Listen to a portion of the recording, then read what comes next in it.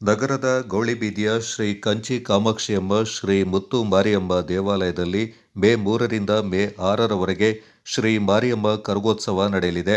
ಮಡಿಕೇರಿಯ ಶ್ರೀ ಕಂಚಿ ಕಾಮಾಕ್ಷಿಯಮ್ಮ ದೇವಾಲಯದಲ್ಲಿ ಹಿಂದಿನ ಕಾಲದಿಂದಲೂ ಆಚರಿಸಿಕೊಂಡು ಬರ್ತಾ ಇದ್ದ ಶ್ರೀ ಮಾರಿಯಮ್ಮ ಬೇವಿನ ಸೊಪ್ಪಿನ ಕರಗೋತ್ಸವ ಇದೇ ಮೇ 3ರಿಂದ ಮೇ 6ರವರೆಗೆ ದೇವಾಲಯದಲ್ಲಿ ನೆರವೇರಲಿದೆ. ನಾಡಿನಲ್ಲಿ ಭೀಕರ ಸಾಂಕ್ರಾಮಿಕ ರೋಗಗಳನ್ನು ತಡೆಗಟ್ಟಲು ಈ ಸಾಂಪ್ರದಾಯಿಕ ಬೇವಿನ ಸೊಪ್ಪಿನ ಕರಗಗಳ ಆರಾಧನೆ ಹಿಂದಿನ ಕಾಲದಿಂದಲೂ ಆಚರಣೆಯಲ್ಲಿದೆ.